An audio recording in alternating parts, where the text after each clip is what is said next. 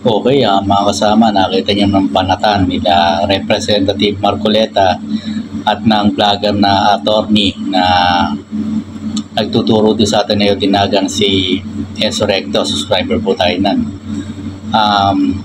Marami nagsasabi na natuwag daw si Enzo Recto doon kasi hindi siya napagdebate. Well, ganito yun. Sa akin, opinion, baka mapatawagaw ni Marcoleta, sabihin, opinion mo yun, opinion mo yun. Hindi, sa akin opinion kasi si Enzo Recto, attorney Ricky Tumodorgo kung tawagin. Siyempre abogado, gumagamit ng utak yan. Alam naman niya na nasa teritoryo siya ng mga kongresista. Hindi siya pwede makipag-debate doon. Baka mamaya, o kaya yung mga hours niya, kung gagawin niya yon, siya yung makukontempt talaga. Ngayon, ito nakakatawa kay Rodante Marcoleta. No? At ito, opinion ko na to, baka umiyak din si Marcoleta sa vlog kong to, no? Opinion ko lang naman, biro lang. Hindi ito pwede maging senador sa totoo lang, mga kasama. Ito, honestly, hindi ko ipoboto itong taong. Nakikita ko sa kanya, parang sumpungan din. Hindi balat sibuyas, ang pagkaka-observe kasi kaya nagal si Rodante Marcoleta kay Enzo Recto, kaya Tony Ricky Tumodorgo, dun sa vlog niya na mapag-deal lang daw si Rodante Marcoleta. Kasi sa vlog na yon, napanood ko na rin yung matagal-tagal na rin buwan na rin na nakalipas, na naipagkamay siya kay Leni Robredo, PBBM, at Duterte na statesman daw siya. Ako, sa totoo lang, hindi kay statesman na Representative Rodante Marcoleta. Halata naman na kampi ka kay sa interest ni dating Pangulong Rodrigo Duterte. Yung sa TRICOM hearing nga, di ba, pinaliwanag mo pa yung nalilito daw ang tao, disinformation tungkol sa China.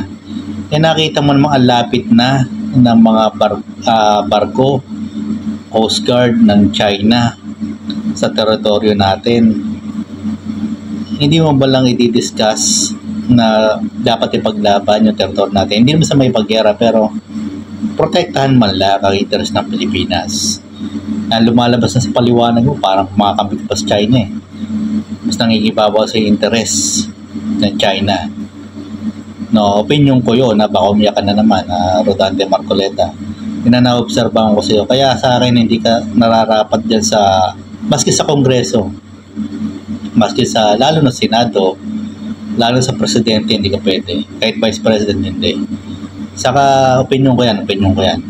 Saka, doon ka lang sa barangay mo siguro, mag-barangay chairman ka. Sana interest ng barangay mo yung pangalagaan mo sa kaniman. Abogado nga, minamalit mo pa si Enzo Recto na abogado. Abogado talaga yan, pa-check mo lang yung lisensya nan sa list ng mga bar passer, di ba? Tapos yayabang-yabang ko dyan. Ito masakit na, mga kasama, ito nakakatawan.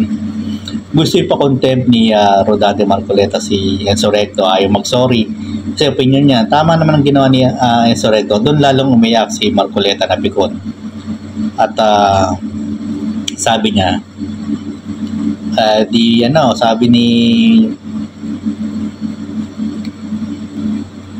sabi ng kasama niya sa TRICOM, yung namumuno sa TRICOM, wala kang power para mag-contempt. Hindi ka membro hindi ka membro ng TRICOM, di ba? So, sabi ni Marcoleta, umirit.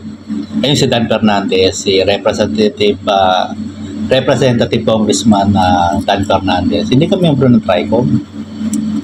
Wala kang power, sorry, wala kang power mag-contempt. Yun ang datingan ng salita ni Dan Fernandez, Congressman Dan Fernandez na taga Laguna.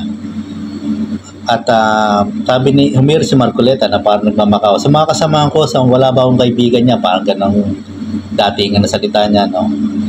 Na tulungan niyo kung kayo na mag-endorse na mai-contempt, mapakontempt ng si Attorney Ricky Tumodorgo. Walang sumunod sa kanya. So si Marcoleta, it hurts. Masakit yun.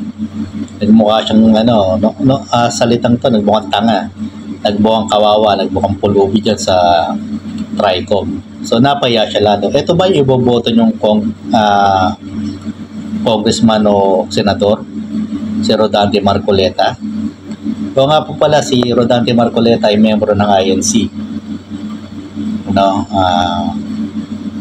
Sa mga hindi nakakalam, si Atty. Ricky Tumutolgo, alam ko, Katoliko. So, si Marcoleta, hindi umubra kay Atty. Ricky Tumutolgo. Hindi nagsorry tama naman si Ricky Tumutolgo kasi opinion niya yun. Wala magawa doon. Rodante Marcoleta ayun, napikon. Ayun nangyari sa TRICOM, nagkaindigan silang dalawa. Para sa akin, hindi ko ibobotong senador to, si Rodante Marcoleta, sa totoo lang. Ugali pa lang niya. Hindi interest ng bayan, opinion ko, hindi interest ng bayan, interest ng Duterte, ang susulong na. Mantakin mo yung ABS-CBN, nagbayad naman ng buwis. Yung isa rin sa pinagtalunan nila, nagbayad naman ng buwis. In-invite yung BIR na nagbayad naman daw ng ABS-CBN. Tapos sasabihin nyo, sabi ni Marcoleta, hindi rin nagbabayad. Yan, panglilin lang yan. Corporate layering pa siya sinasabi.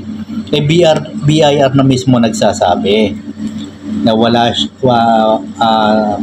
na fulfill ng ABS-CBN yung kanilang tax obligation. Ngayon kung merong pandaraya dyan sa ABS-CBN sa tax, di sana kinaso na silang BIR. Di ba? Tulad nung nangyari sa rapper, sabi ng BIR dati noon,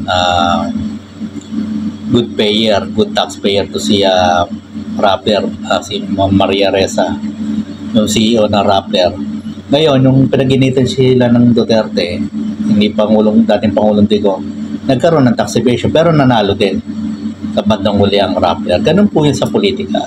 Marcoleta, wag mo nang ipilit ang gusto mong yan. Na eto nga, iiyak ka lalo kasi babalik ng ABS-CBN yung mga pag-asang bumalik, ibig sabihin. Kasi may nagsusulong sa Kongreso na ibalik ang prakisa. Iiyak na naman to si Marcoleta sigurado. So tandaan niyo yung ginawa ni Marcoleta, para sa akin, opinion ko yan. Hindi siya karapat dapat mag-senador o kahit anong posisyon sa gobyerno. Siguro dyan sa kapilya nila sa INC, maging ministro lang siya doon, maganda. Pero sa politika, public servant, para sa akin, opinion ko, hindi ko siya iboboto. Hindi siya pasado sa akin bilang isang senador o kung representative ng Kongreso. So hanggang dito lang po muna yung vlog. Maraming salamat. Good job, Atty. Ricky Tumutolgo o Atty. Enzo Recto. Paki-like and subscribe yung vlog niya, Atty. Ricky Tumutolgo o Atty. Enzo Recto o Kapunyog. Boto natin yung party list niya, Kapunyog. O kaya Bunyog party list ni Atty. Enzo Recto. Maganda yung katalinuhan at katapangan na ginawa niya sa TRICOM. Yan ang vlogger, abogado, hindi paninindigan. Atty. Enzo Recto. Hindi katulad ni attorney na congressman Marcoleta iyakin. Sa opinion ko yan, opinion ko yun. So hanggang dito lang po muna yung vlog. Maraming salamat.